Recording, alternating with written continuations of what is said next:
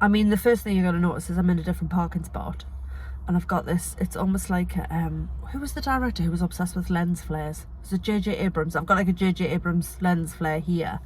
It's a Sunday afternoon. I've been to see something that isn't a horror film, which makes a change because I feel like I've seen loads of horrors lately.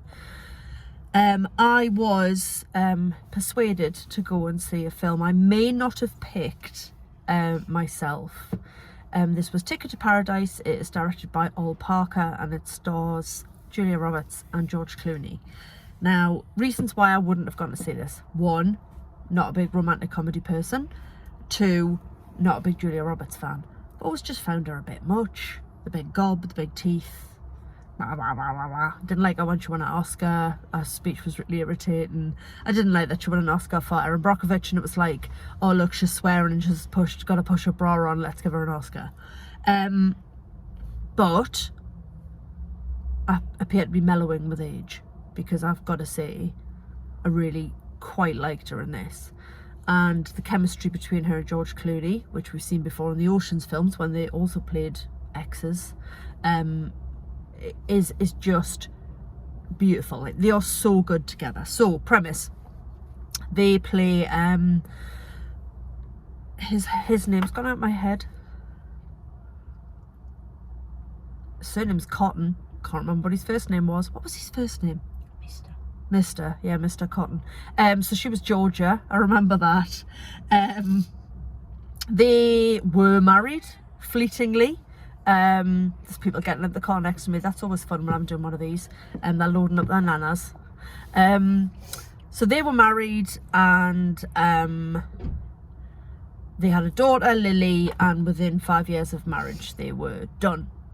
And now they don't get on, like really don't get on, like War of the Roses don't get on, can't look at each other, can't be in the same room, sniping away at each other. The film starts with their daughter's graduation, where they are seated next to each other, and it all goes from there. So the daughter is played by an actress called Caitlin Dever, who I am low-level obsessed with. Every single thing I've seen her in, she has been superb. So I saw her in Booksmart. She's brilliant in that.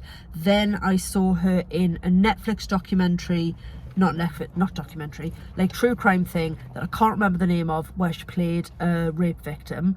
True story. She was incredible in that. Then I saw her in Dopesick, which is on Disney Plus, and it is a dramatization of the OxyContin scandal in America. If you haven't seen it, like I say, it's on Disney Plus. It's got Michael Keaton in it. It is so good. She's in that. Like, I've never seen her give a bad performance, and in this is far lighter and fluffier than the sort of things I've seen her in before, but she again just gave a great performance. And what I love about her, and what I liked about this generally, was that even though it is quite bright and breezy romantic comedy, by casting decent actors like Clooney, like Roberts, and like her, is you give it a little bit of heft and a little bit of substance, so it's not all fluff. With different actors, I would have enjoyed the film less. But like I say, the chemistry between the two leads playing Lily's parents, Caitlin Dever as Lily, is brilliant. It's set in Bali, so basically Lily graduates. This is all very early on. She graduates, she heads off to Bali with her best friend for a like post-graduation holiday. She meets a man, she falls in love, and she's going to marry him. And her parents, who can't stand each other, decide that the only thing they can do is join forces to break them up. Had this film been made in the 90s, or even the noughties, it would have taken, I feel, a little bit of a different tone. It would have been a bit sillier and a bit more slapstick and a bit more like hijinks to split them up. But it's really well done. You see them sort of plotting to do it, how they're going to split them up. The scenery, the island of Bali and the setting is like an extra character in the film, and it is genuinely like one of the most beautiful places I've ever seen.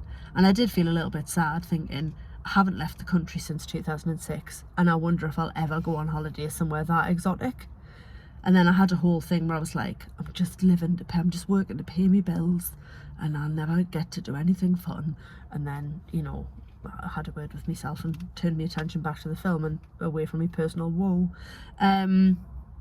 But yeah, so it's about the parents, it's about their relationship with each other, their relationship with their daughter, who their daughter wants to be, their daughter's relationship with this lovely new man he's met, his family. They're all obviously natives of the island. It looks beautiful. You can't help but be wowed by the scenery. The performances are great because they've cast decent actors. It's really punchy. It's got some great dialogue, especially the bickering between George Clooney and Julia Roberts. And then when a film ends with outtakes, a lot of which are those two leads making each other laugh, and you can see that their chemistry is so genuine that they do obviously adore each other as friends, it just makes you enjoy the film all the more.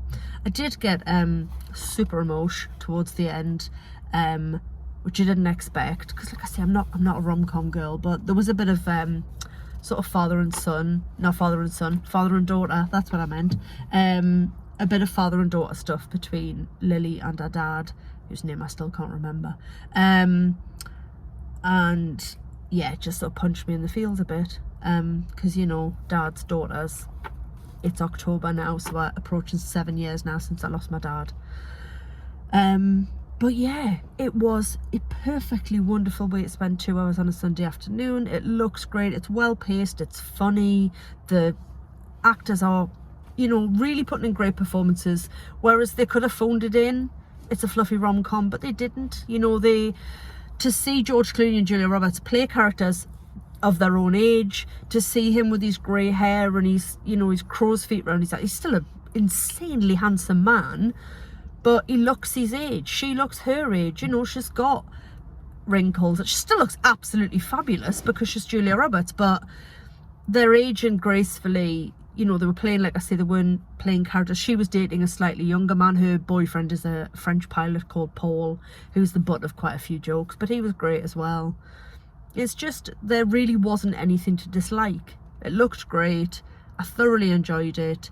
And it just reminds me to be a bit less snobby when it comes to the sort of films I pick and go, oh, I'm not going to watch that because it's the romantic comedy.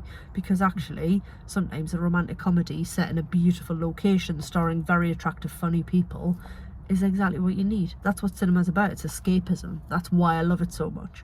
So yeah, Monday I saw an absolutely terrifying horror film, and then this afternoon I saw something fluffy and warm and fabulous, and I'm delighted. And I love cinema so much. I'm going to miss my pass when I have to give it up, but hopefully I'll get it back soon. I've got until the 10th. It's the 2nd, so I'll cram in as many films as I can in the next 8 days, and obviously review them from a car park, because that's what normal people do. Okay, that's me done. Katie out.